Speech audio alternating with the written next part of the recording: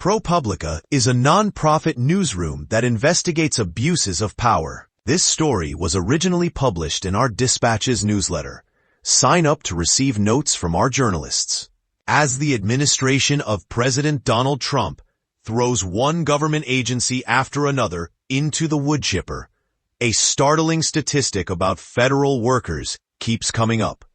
Only 6% of federal employees are working full-time in their offices. By any post-pandemic standard, it's an astoundingly low number, particularly as major American corporations move to force workers back to the office 5 days a week. It's also completely untrue. You might ask why it's worth grabbing onto one particular false assertion when there are so many incorrect facts and figures flooding the zone of public conversation. Last month, we witnessed the spectacle of the White House press secretary Karoline Leavitt falsely announcing that Elon Musk's Department of Government Efficiency and the Office of Management and Budget had found that there was about to be 50 million taxpayer dollars that went out the door to fund condoms in Gaza.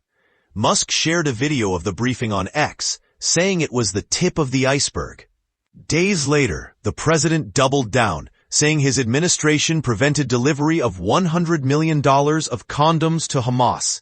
A swarm of fact-checkers debunked these contentions, pointing out that records from the U.S.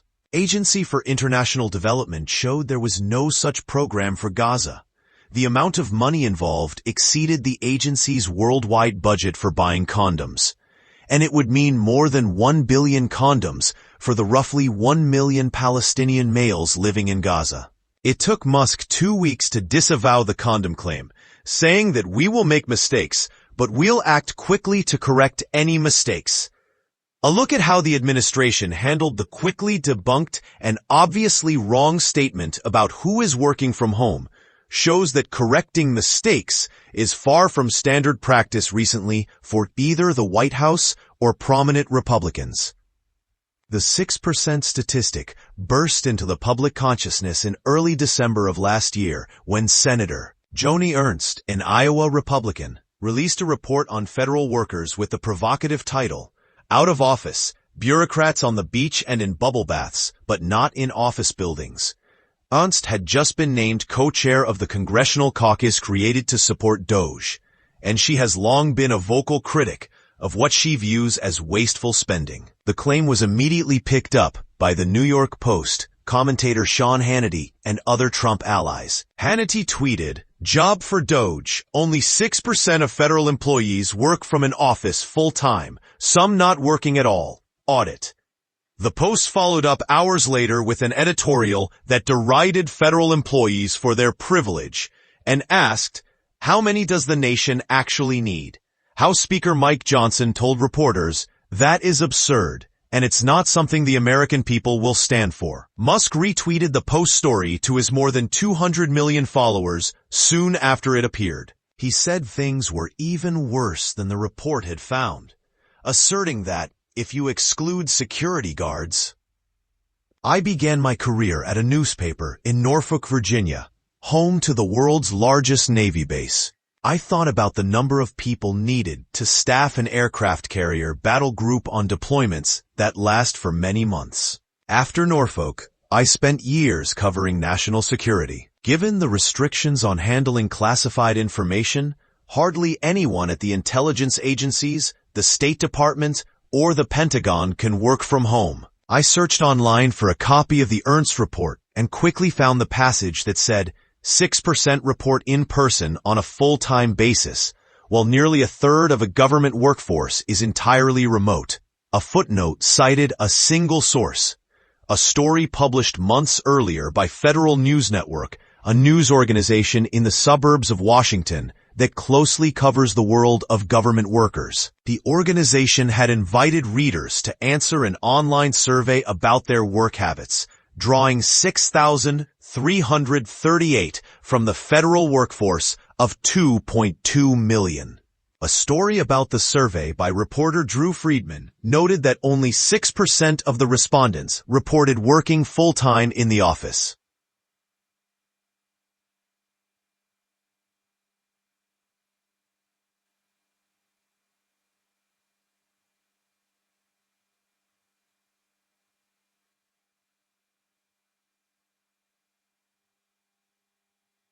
The day after Ernst released her report, Federal News Network added an editor's note to the post saying that Friedman's story had been reworked to clarify that the survey was a non-scientific survey of respondents who self-reported that they are current federal employees and who were self-selected.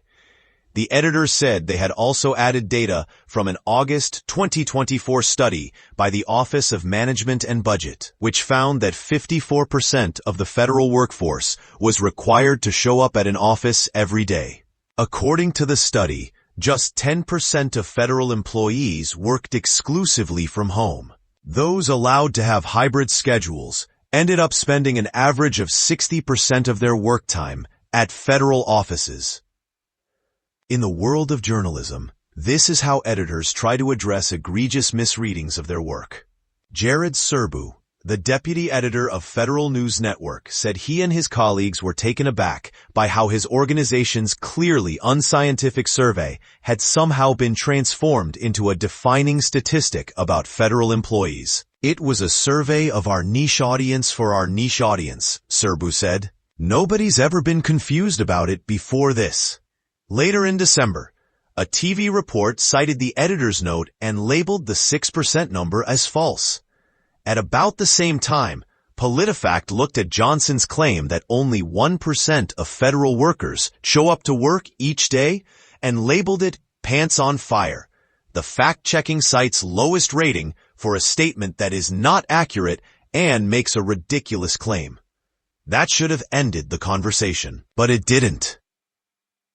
On January 20, Trump's first day in office, the White House issued a statement that obliquely referred to Musk's coming assault on federal agencies. It said Trump was planning for improved accountability of government bureaucrats.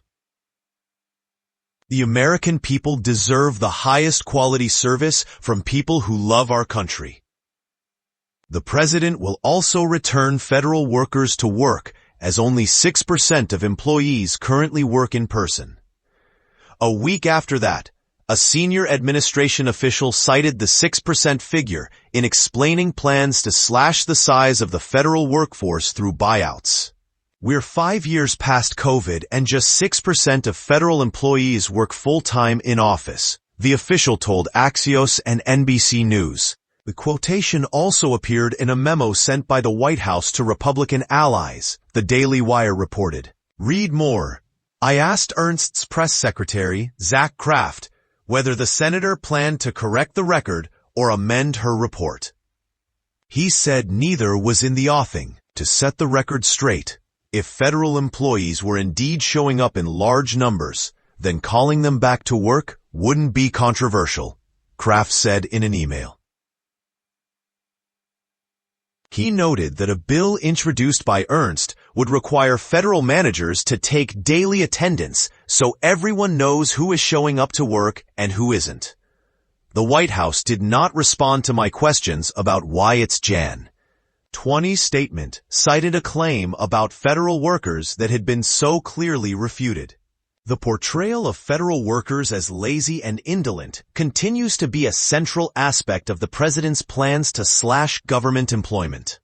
On Wednesday in Miami, Trump said federal workers should show up to work in person like the rest of us, adding that you can't work at home. They're not working, they're playing tennis, they're playing golf, or they have other jobs. But they're not working, or they're certainly not working hard. Multiple news outlets noted that Trump had golfed on 9 of his first 30 days in office. It's said that we live in a post-fact society, that everything is arguable and nothing is truly knowable. I vehemently disagree. Now more than ever, facts matter, and ProPublica is going to continue to track how and when patently false statements are injected into momentous conversations about this country's future.